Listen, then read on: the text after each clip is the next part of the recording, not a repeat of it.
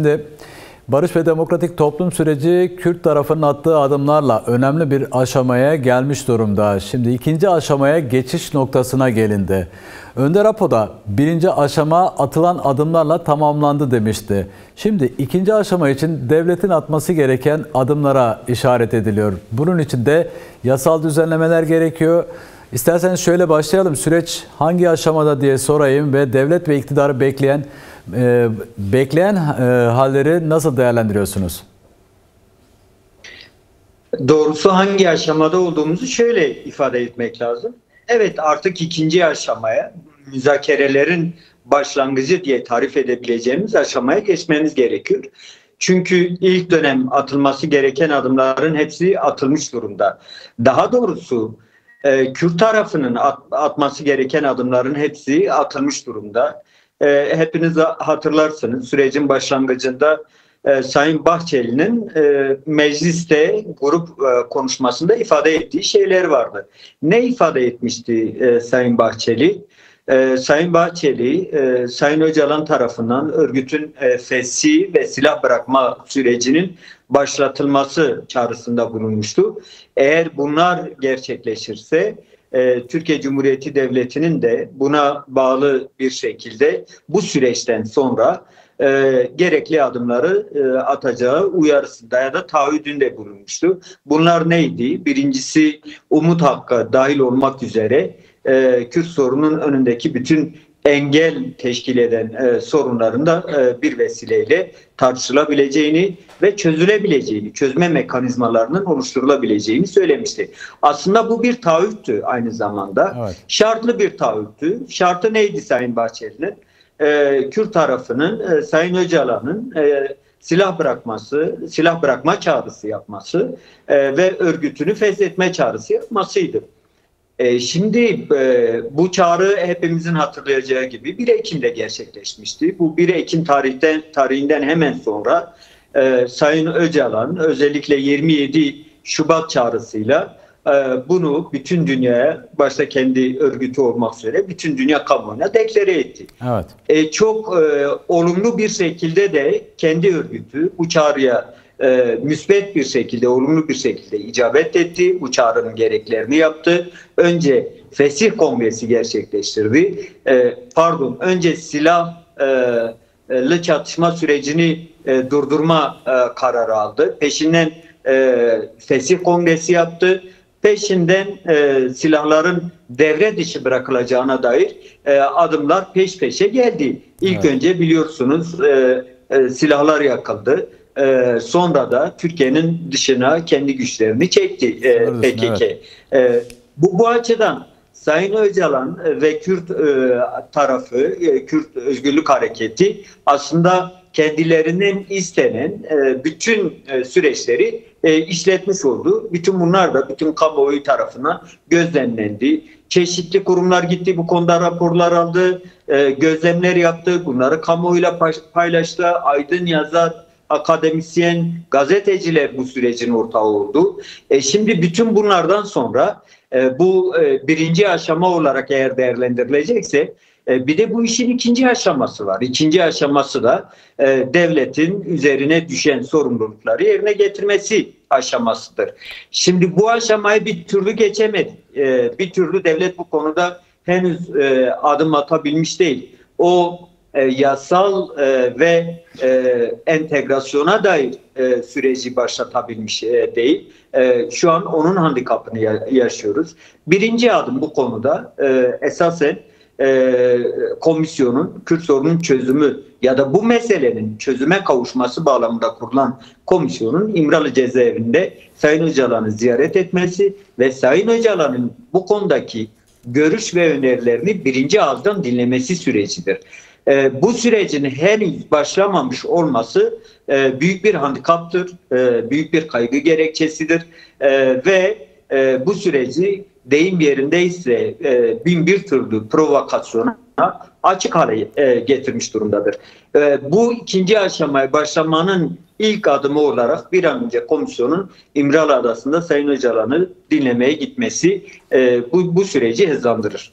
Sayın Öcalan sürecin başlangıcında esasen 2 talepte bulunmuştu.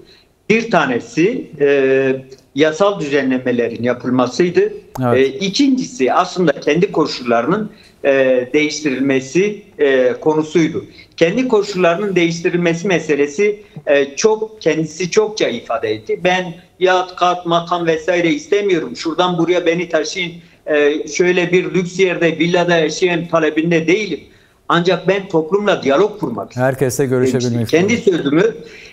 Kendi sözümü dosdoğru, kendi ağzımdan toplumun bütün dinamikleriyle paylaşmak istiyorum. Kimse benim adıma konuşsun istemiyorum artık. Çünkü herkes kendince beni yorumluyor ve kendine göre benim sözümü değerlendirme konusu yapıyor. Böyle değil, ben direkt bizzatihi toplumun bütün dinamikleriyle, bütün kesimleriyle konuşmak ve tartışmak istiyorum demişti.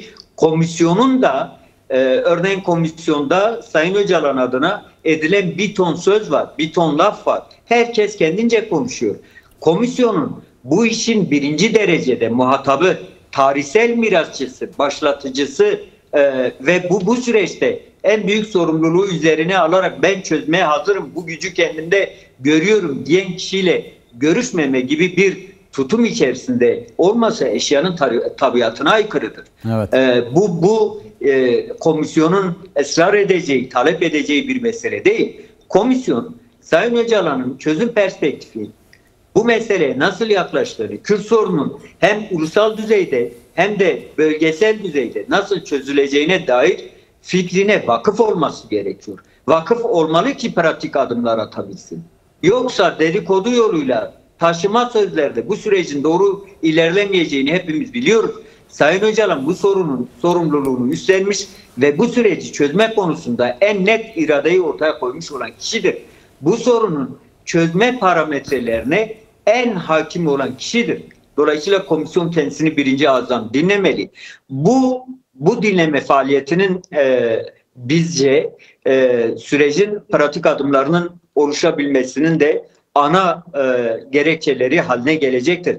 Emin olun komisyon Sayın Öcalan'la yaptığı görüşmeden sonra çok daha rahat, çok daha net, çok daha berrak bir zihinle çalışmalarını sürdürebilecektir. Çünkü tekrar ifade edeyim. Bugüne kadar herkes Sayın Öcalan ağzından konuştu ya da Sayın Öcalan'la ilgili söz kurdu. Ama Sayın Öcalan bu toplumla henüz buluşabilmiş değil.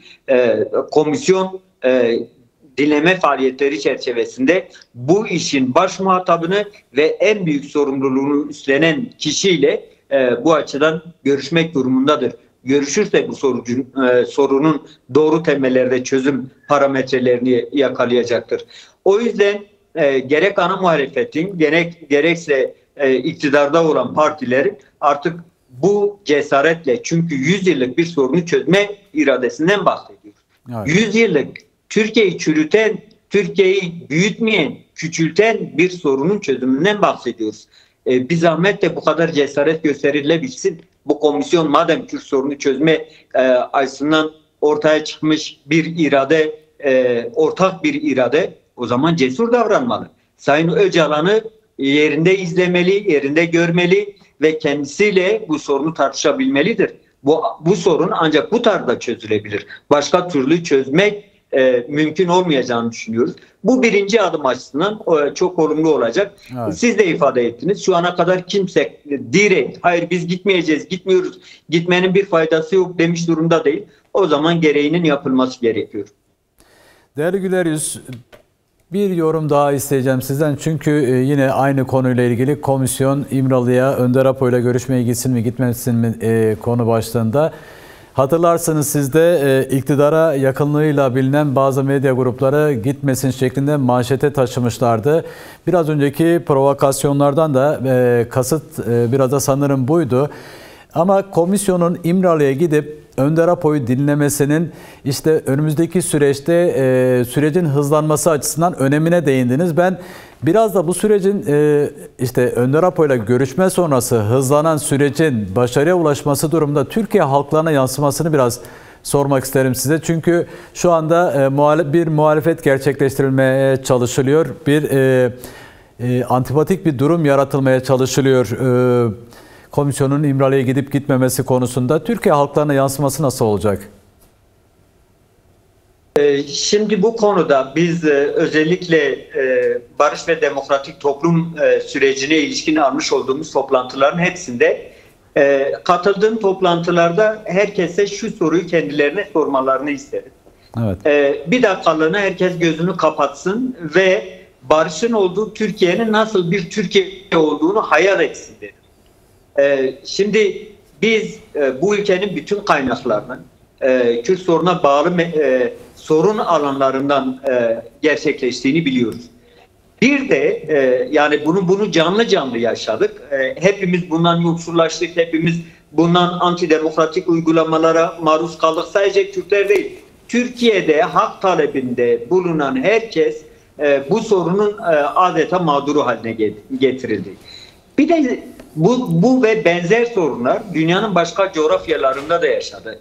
Herkesi o dünya deneyimlerine de bakmalarını istiyorum kişisel olarak. Bir kez oturup bir okusunlar. Örneğin diğer dünya deneyimlerinde barışın, çatışma süreçlerinin bitmesinden sonra toplumsal yaşam nereden nereye taşıyor? Evet.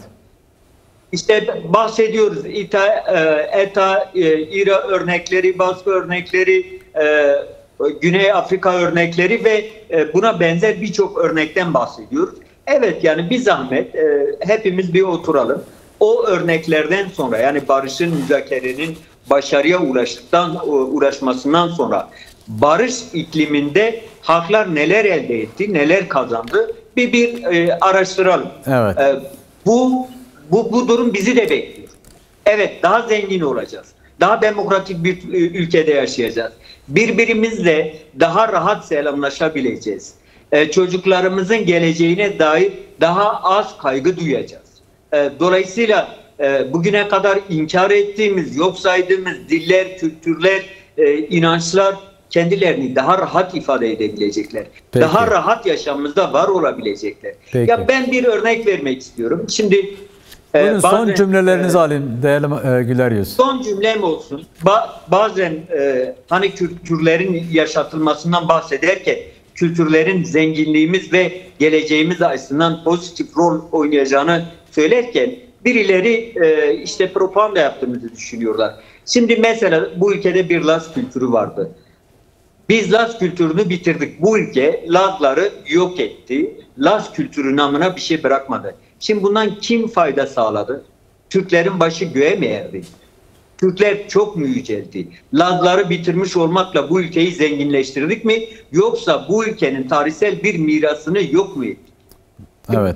Mesela yani asimile ettik, yok ettik, yaşamın dışına ittik.